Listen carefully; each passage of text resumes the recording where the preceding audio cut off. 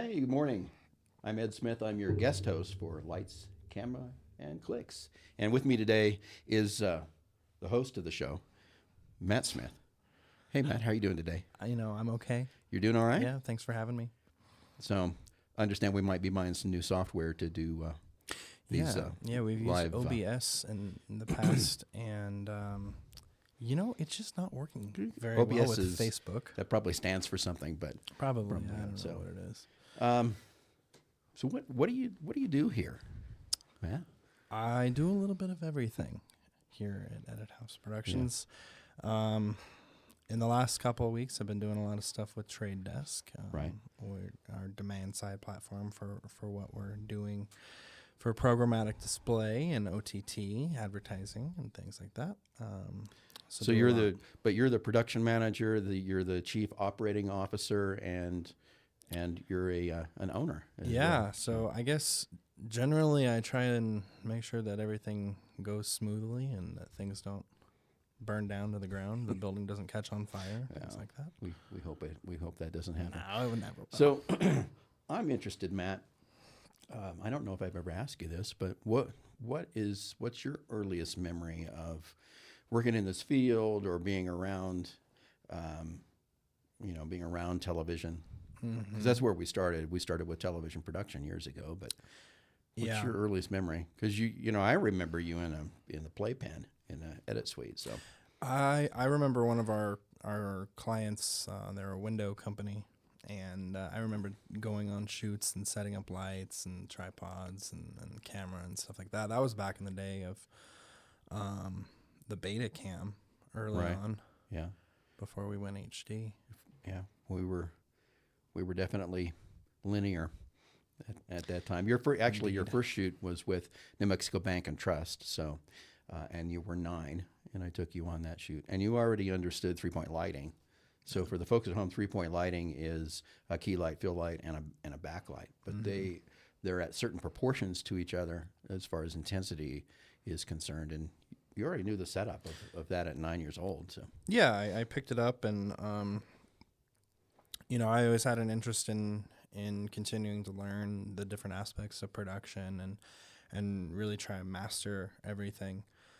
So from setting up lighting to understanding sound and microphones and how they work, and then the actual camera, and not just how cameras work, but having a good steady hand in doing pans and tilts and zooms and things like that. And I mean, you had some instruction from me, but you're pretty well self-taught in all these different areas. Yeah, there's always been this standard of work, really, that us here at Edit House Productions have always tried to maintain this level of excellence. And so for me to be able to work up to that and achieve that through what you've taught me has been interesting. It's been fun.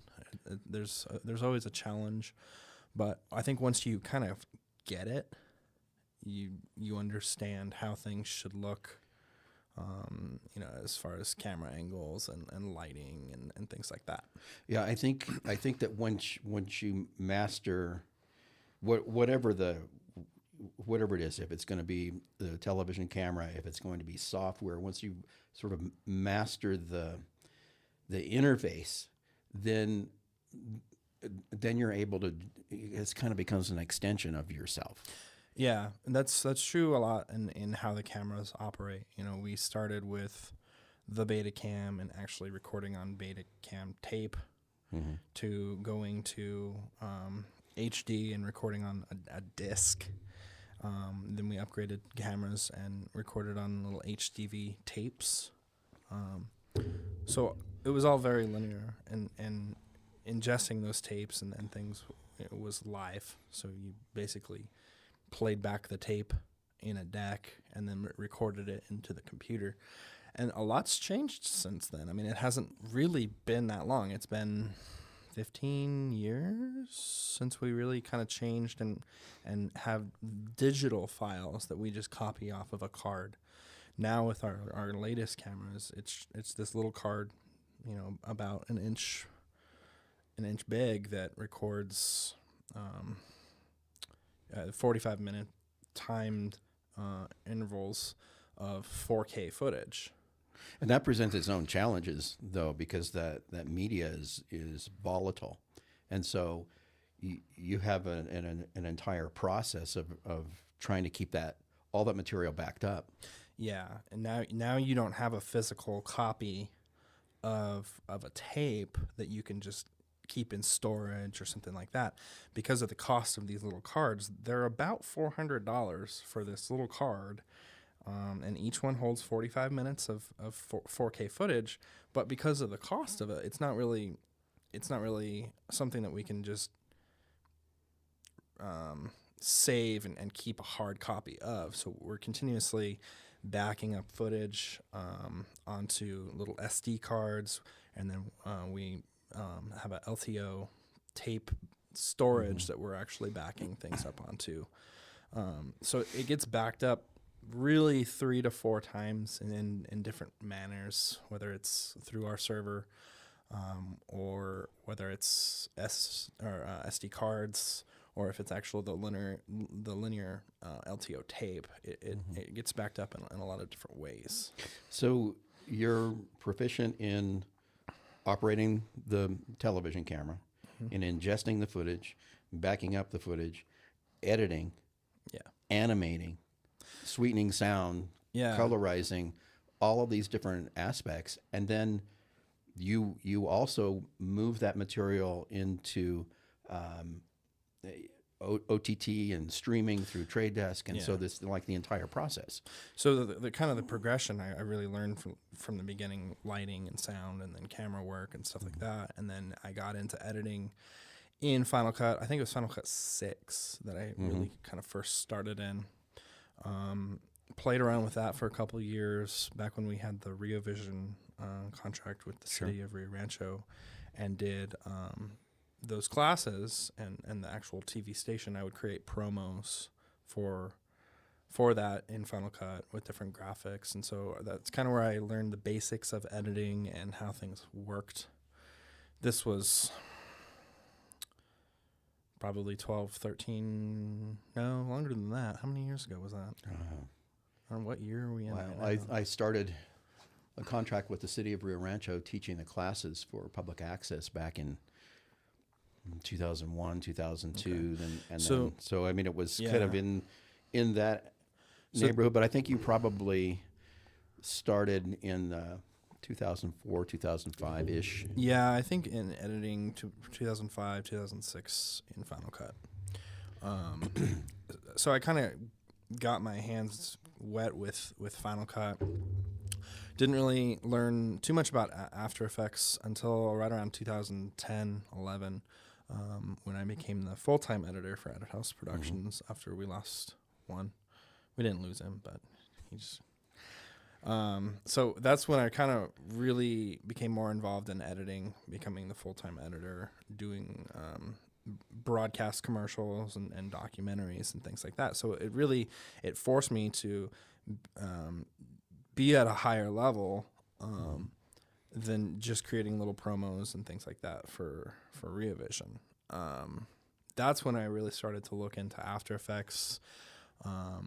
At that time, it wasn't cloud-based, so it was all downloaded on disk and things like that. And I think it was CS6 that I learned After Effects, and kind of just started teaching myself the basics and how things kind of move around in 3D space. And then over the years, I've just become more and more comfortable in it and doing more complex things like rotoscoping and 3D motion tracking in Mocha and things like that to really bring another level of excellence to the productions that we do. So you're involved in production and post-production, and then on the software side, Google AdWords and the Trade Desk and kind of all of those components. And what do you like if you could write your own script here and not be involved in everything? What would you want to be involved in? Like, what do you like the best? Yeah. after kind of teaching myself After Effects, I just kind of went further into different programs in Adobe, so Audition and Photoshop and Illustrator. So I have that experience in those and that knowledge, and knowing all of these programs. There's good things that I like about them, and then there's kind of the downside of things. I enjoy working in After Effects primarily. I like what we do in Premiere, but Premiere it's almost limiting what you're able to do because it's working in more of a 2D space. You can't do as much as with like graphics and motion graphics that you can do in After Effects. So creating something really from nothing in After Effects is really something that I am really interested in. And then also bringing in footage and creating rotoscopes. And for one of our car dealers, we're doing commercials, and I'm rotoscoping the vehicle out of the background. So for people who are not familiar with rotoscoping, I was going to ask. Yeah. It's basically masking out a certain element in a video, but it's movement. So mask would be if things were static and not moving, and rotoscoping is the process of masking out or creating a copy that doesn't have a background in a moving clip. So if you're thinking about a car driving down the road and you're taking a video of that, the rotoscope would be around the car, removing the background. And the reason to do that is because then you can bring in different elements that kind of look like they're coming in from behind the car, or you can do different coloring things to the car, things like that. So that's something that we're doing with one of our auto dealers now for their commercials that we do monthly. Another thing that we're doing is motion tracking through Mocha. So you're able to track a camera position or something that's moving in the frame of the video in Mocha, and then create different points throughout the video that say you want to have a graphic appear to be in the video that moves with the different elements, as opposed to just a piece of text or a graphic element that just sits there. It really incorporates it into the actual movement of the camera, movement of the elements that are in the frame. So that's what it sounds really complicated. It's fun. I like it. But you like it a lot. Yeah, that's what I enjoy about After Effects. Over the years, kind of moving through the company, I started as just a production assistant setting up lighting. And so for me to be able to accomplish editing and then After Effects and then Photoshop and Illustrator and moving into different positions from production assistant to editor to kind of this art direction style, and then over the last couple of years, been kind of teaching myself Google Ads.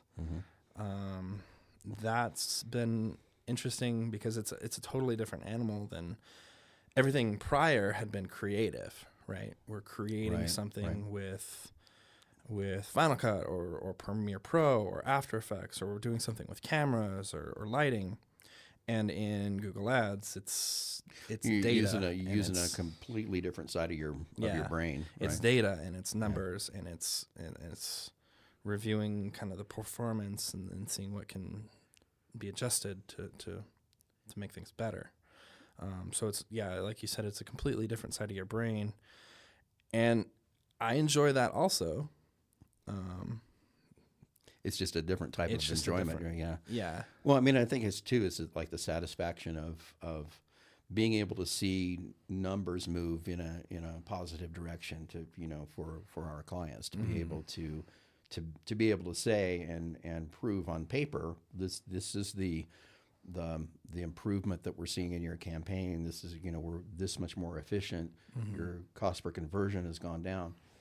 Excuse me, but it's completely different because when you're working in the commercial side or the documentary side of things, it's all very ethereal, I guess, and it kind of comes from your head. And you can be creative and you can come up with new ideas, and with Google Ads, you're trusted with thousands of dollars sometimes of other people's money to make sure that they are getting clicks and conversions to their website for their product of what they're selling. So it's equally important. It's just a really different side of the company. Right. And it is completely. And I'm remembering back to, when we used to make television commercials, and the proof was really in, did somebody come into your store?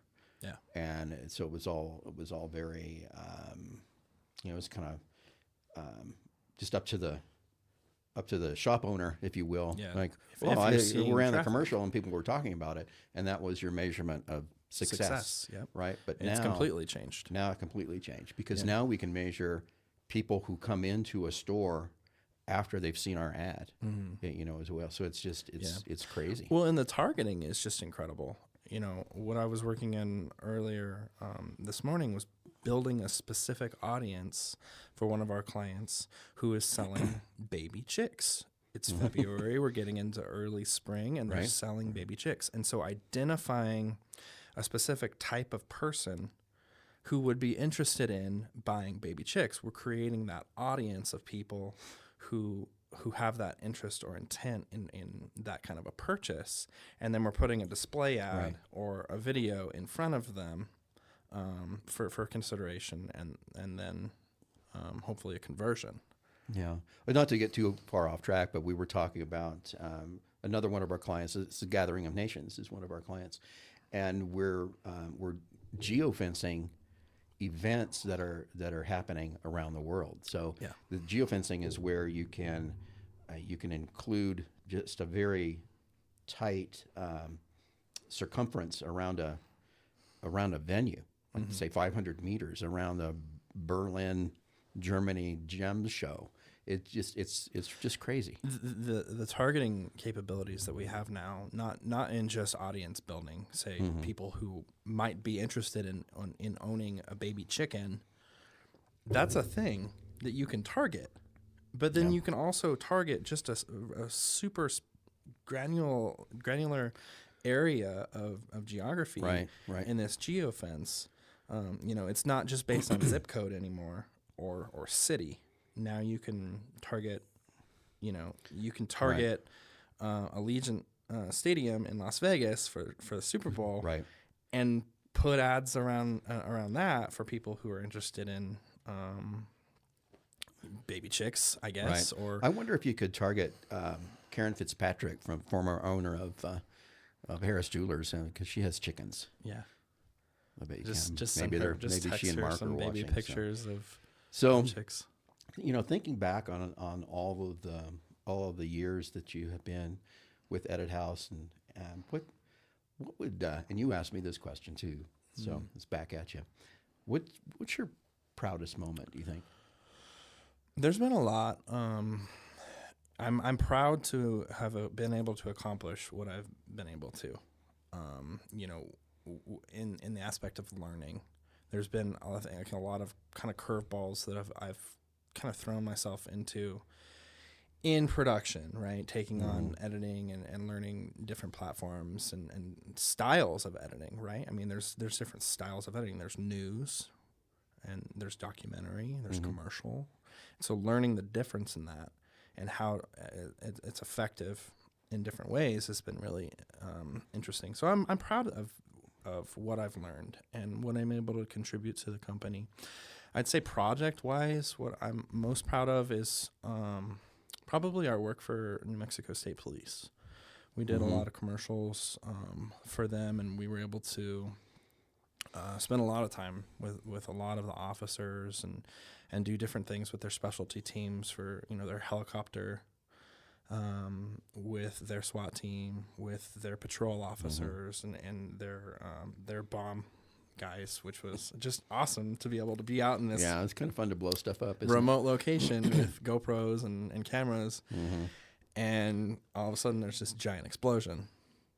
It's a lot of fun, and you understand. I think you understand who they are, who a police officer is, how their mind works. But I think that throughout all of our clients, and as part of that learning, right, that you kind of learn who those people are, internally, and why they do what they do. So. Yeah, so that's been fun to get to work with those kind of guys.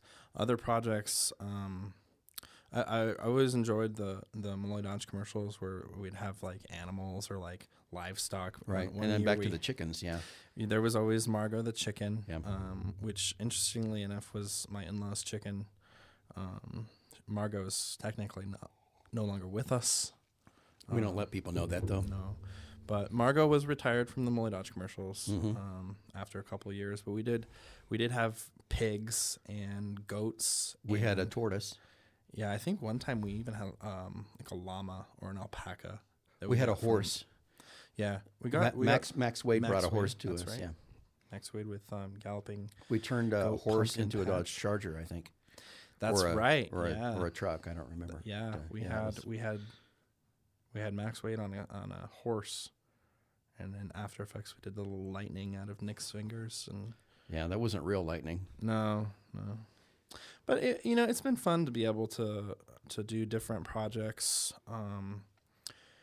and incorporate what I've learned, but also kind of push myself and say, okay, here's a challenge. How do I get lightning to come out of Nick Malloy's fingers and turn in this horse into a Dodge Charger? So that was interesting, right? Yeah. I've always just tried to push myself in learning and understanding things in a new way so that I'm able to do things like these rotoscope things, and I'm able to do the motion tracking. Another project that I was really proud of to be able to work on and work with was Apollo 17 astronaut Harrison Schmidt. Yeah. That was for sure. incredible. That was the 50th year anniversary, and we produced documentaries and then short videos that he used around the world Right. when he presented at different conferences. So to be able to be a part of something like that was just really historic. Well, you had the opportunity to go to Houston and actually Yeah. be in mission, the mission control where all of the Apollo missions were launched from. That was incredible because generally public, you have to be behind glass and you're just able to kind of observe. But what they've done in mission control is incredible because they've really replicated even down to pencils being in a certain position or papers or chairs so that everything looks as it did as if they were to just walk out of the room. Right. Right. The story that they were telling though is that after Apollo concluded, they told the engineers and flight crew, and they told them to just take everything, and so they had to contact them and ask them to bring that material back so that they could stage the museum. I think that was pretty cool. You're watching Lights, Camera, Clicks. I'm Ed Smith. This is Matt Smith, the COO. Matt, we were the first with HD in New Mexico, one of the first 5 Google ambassador agencies so we have some firsts. What do you think's happening? What's going to happen next? What do you think is the next big thing that's going to happen in television or online? That you can see. Can you sort of visualize what that might be? That's an interesting question. I think there's a lot of different things that are possible. A lot of things I think are coming with AI. I was a part of an Adobe conference a couple months ago. They're unveiling the different capabilities right now of AI, of generating different things in Photoshop and Illustrator and things like that.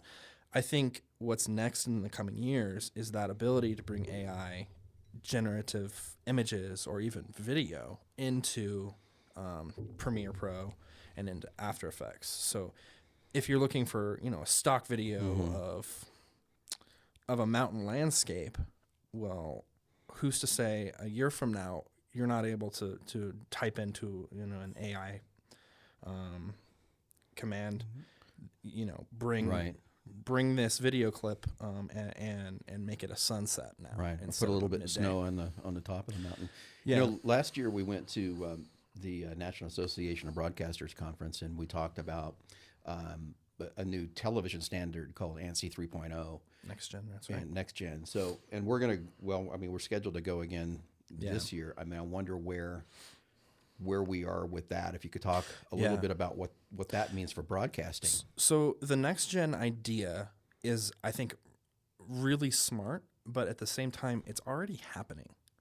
So next gen, for those who don't know, is the ability to for broadcast signals. So say you're watching KRQE or you're watching KOB. Next gen is the ability to bring in more finely targeted ads to those individuals who are watching those stations, but it also gives the user the ability to, say, click on the remote if they're interested in an ad for dog food or something like that. That's already happening in things like Amazon Prime and Hulu. Ads are already running. So I think NextGen is an important tool for users to be able to say, yes, I'm interested in this, or no, I'm not interested in this. But at the same time, it's already happening. Yeah. So another thing that NextGen is going to be able to do is bring in more finely targetable users for companies like us to say, access, people who are interested in baby chicks for say, because NextGen connects your TV to the internet, that broadcast signal, we know what you're watching. We know all of the information that we already knew about you from your Netflix subscription or your Hulu subscription or your credit card purchases, things like that. We're not able to target you and know you individually, but we have a large group of individuals who went down and bought baby chicks. Right. Right. It's just it's really something where things are going. Those platforms. What do you think is the biggest? What's the biggest challenge? Do you think for digital companies these days? What is it? Is it the platforms? Is it what do you think it is? There's a couple of different challenges. I think specifically with Google continuously is trying to change and improve their platform, but at the same time, it's, I think, making things more complicated. They're trying to almost dumb down the platform for people to understand it, but at the same time, they're taking away features that are really important. If they were just leave it alone, right, then it would probably it would work a lot better. But there's other challenges, finding and researching creatives or different ads that will work for targetable audiences.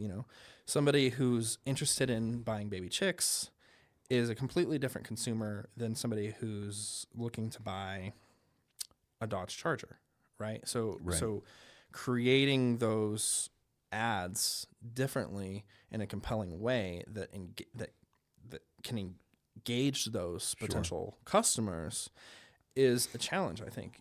How do those people think? What colors do they would they potentially act on? Right.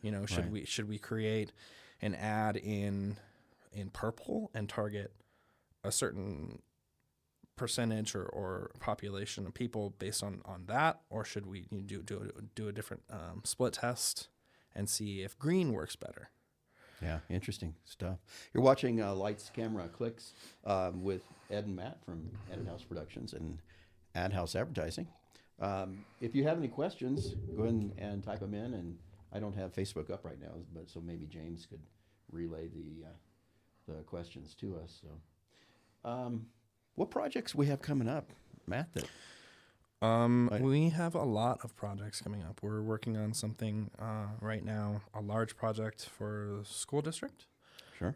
That'll be really interesting. We have 2 or 3 that we're working on now. So, destination graduation, an interesting project. Yeah, that was something that the school district fantastic idea, really following graduates of the local high schools to see the seniors, right? Yeah, seniors, to see what it's like to be a senior. And in this day and age, what's changed in high school? Because it's been a long time since I graduated. I'm sure it has been a long different. time. Yeah. I think also technology has a huge impact on generations and different people from high school. Things aren't like they used to be. Well, and I think these kids dealt with COVID and trying to work through the educational system. It must have been really difficult for them. Yeah. So we produced the first episode of the destination graduation. We had a lot of students and parents come into our studios here, and we did interviews with them. And then they are documenting their life with their phones and stuff for the other episodes. So it's really interesting. It's a fun project, and it's cool to see where these kids are going, and where they've come from. And then the 30th anniversary of Rio Rancho Public Schools is coming up as well. That's another one we're going to start working on here pretty soon. That'll be interesting because we're going to be able to get back into some of the schools where I went. I went to Rio Rancho Mid-High before it was Rio Rancho. Do you think they'll let you back in?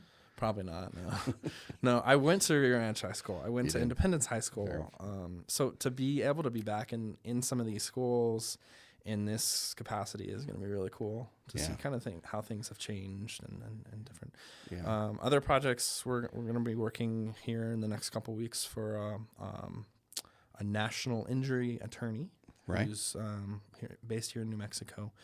We're going to be creating some commercials for him. Right. That'll be really interesting.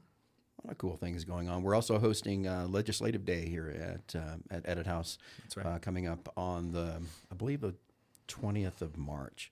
Yeah. So we'll have all of our legislators here in the building. And speaking of those kind of projects, I am a member of Leadership Sandoval. Oh, and that's been going since August. It's going well. And it's interesting because each year, Leadership Sandoval, if you're not familiar with it, it's a group of industry professionals from all over Sandoval County come together and learn more about the county and how things work in government and business and things. But we have a project that we have started on each year. The groups in Leadership Sandoval have a project that they have to work on. Like a community-oriented project. Yeah. So we selected early learning preschool, where my 3 kids have gone. So we're working and looking for donations if anyone interested in donating. Yeah, contact Matt if you have any free resources, money, time. Contact Matt to help out. It's a great project because what we're doing is we're gathering donations from our community, and these donations are going to go towards new flooring and new paint and new furniture for this amazing little preschool. I actually interviewed the founding member. Her name is Beverly Cross. She founded ELP in around 1980, 1981. So it is the first and the oldest preschool in Rio Rancho, and it's been in the same location ever since. Wow. Well, but you mentioned my granddaughters. Yes. Going through. I was kind of. I wonder, Matt, if you thought about this. Is this industry something that you would want them to be involved in, or would you want them to be doctors and lawyers and engineers? Right now, they're young still, and so they're interested in being, a firefighter or a police officer or a doctor. Our oldest does have an interest in acting, and so I've seen some drama. Yeah. But the last couple of days, we've been researching different casting agencies. That's cool for her to be able to kind of get a foot in the door. Yeah. So, if anybody has any tips for her. Well, you're about that age when you're going out on shoots with me, so it's never too they're never too young to start them in business. So. Yeah, she's interested, and so it'll be fun to see where that interest kind of in turn goes, because you know, is she going to be an actress? I don't know. So this will be the 4th generation of people involved in the industry. My dad worked at MGM, and we're here, and you're taking over. And in fact, Matt, you're also an owner and gaining more ownership shares every year. Where do you kind of see you taking the company when mom and dad are, when we're gone out on some boat somewhere? Yeah. Well, you guys are going out on a boat pretty soon. We're going on a boat pretty soon. Yeah. Yeah, a couple of days. I want to be able to continue the level of excellence that has started. We're coming up on 25 years Yeah. that this company has been around since you started it, and there's been thousands of projects that we've worked on. Yeah. But there's always been a certain level of excellence that we've tried to bring and have brought to every single one of them. Sure. I want to be able to continue that. I want to continue building relationships with community members and really helping people, because we create videos and do all of the advertising things, but the purpose is really in helping other companies grow. Right, and it is being purpose driven. I remember when I started my career in television, there was a person that I worked with at KAYS TV in Hayes, Kansas, that said, you just pick one more thing that you can do for somebody. Yeah. And I think that what I think his point was, don't just be good, be excellent at what you're doing. And I think that's what we try to do here. Yeah, absolutely. And I want to be able to continue that. Other things, there's an empty lot next door to us. There is an empty lot. It would be great to be able to purchase that and expand our studios, build a giant building, with 20-foot high ceilings, and there's a lot of land next door that has potential to be another studio. Sure. I just want to keep moving forward and be able to work on different projects. It's been since 2012 was when I first brought in an award, I guess. Right. Remember. It was it was for the New Mexico State Police commercial. I want to say it was called B. It was called B, yeah. It was about becoming an officer and what it takes to be an officer. And so I want to be able to continue to make projects like that are national and international kind of level, that bring in those kind of achievements. That was something that I was really proud to be able to work on. Yeah, for sure. When you can take a project like the Mexico State Police and you know that the value of that is bringing safety and security to a community, to the state that you live in, where you're raising your kids, where your wife and your family and your mom and your dad and everybody lives, that you have. Now you're bringing safety to these people. So I think that's pretty cool. Yeah, it's interesting just how many different avenues there are in video and what it can achieve, whether it's documentary or commercial or even news. There's always a story to be able to be told. And so finding that and achieving it and really aiming for greatness in whatever we do, that's kind of been my motto. All right. Do you have anything further to add there, Mr. Smith?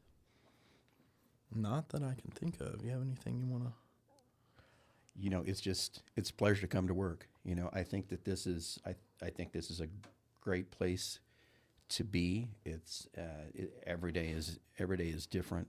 We're working on different projects, like you said. There's cameras and commercials that we're doing, and on things that are online, and there's so many different aspects of what it is that we do. I think. And it's great to be able to work with our staff that we've brought in and found. Everybody's really become like family, and that's been nice to be able to have that atmosphere here where everyone's comfortable and can come to work and really achieve greatness. I agree. So. Well, you've been watching Lights, Camera, Clicks. I'm your guest host, Ed Smith, and this is your host, Matt Smith. We hope that you enjoyed the... Oh, you have some questions? Oh, there are a couple questions, so we won't sign off quite yet. Let me check my phone real quick, and we'll see what we got. James, you want to chat those to me, or James, you can just... It's one of the questions is the earliest childhood memory on set for Matt. Matt, your earliest childhood memory on set. Thinking about it, I do remember what you were talking about earlier, being my first really time going out on set. And that was for New Mexico Bank and Trust. Right. I remember because it was downtown Albuquerque. It was right. And, we're loading up all kinds of equipment up in this big building in Albuquerque. So I remember that. Yeah. That was hard work. We're in downtown Albuquerque taking out all kinds of... And you're 9. I'm 9 years old, taking out big, heavy cases out of the back of our vehicle and taking them upstairs. And so I remember that. I didn't violate any child labor laws. No, You can do whatever you want with family. It doesn't... Yeah. It's fine. But, yeah, that was probably my first... memory. Your first memory was Greg Leindecker was the president of the bank, and I think that I mean we've been with that bank, New Mexico Bank and Trust, really since then. But it was it was a young bank at the time. Yeah, back then. So that was my first memory. I think my biggest memory though was being out at an undisclosed location in New Mexico with the state police with their explosions that they did testing on, and we went out to this house that didn't have any roof or anything on it, and it had a catwalk on top, and that's where they did their training exercises for entering houses. And so to be able to be there, film it, be around those guys was really cool. We did a couple projects a couple years ago for AmeriCorps. And we were able to be out in the forest and kind of filming. They were, I think, doing like pathways. They were, I think they were closing down some pathways and then creating other pathways, walkways for people to use. But one of the things that AmeriCorps was doing in creating those pathways was they were providing pathways for firefighters as well. So yeah, that was really a cool project. Actually, one thing that I'm thinking about it now that I'm kind of looking forward to, you asked earlier about what I was kind of looking forward to in the next couple of years, is they have these camera cars now. And when you think of camera car, you think of, camera mounted on car. But it's really a trailer that has dozens and dozens of cameras, and you're able to take a 3D video with all of these different angles and put it together and have this 3D almost sculpture of a product or a person. And so that, I think, is something that I'm really looking forward to, being able to there's and I don't remember the name, but there is a company in town, because we work with them to help them find space for their tractor trailer. Yeah, if you remember those folks. Don't remember the name. Yeah, but that I think is a really cool advancement in technology, is having 50 different cameras all around you, up and below you, to be able to create this 3-dimensional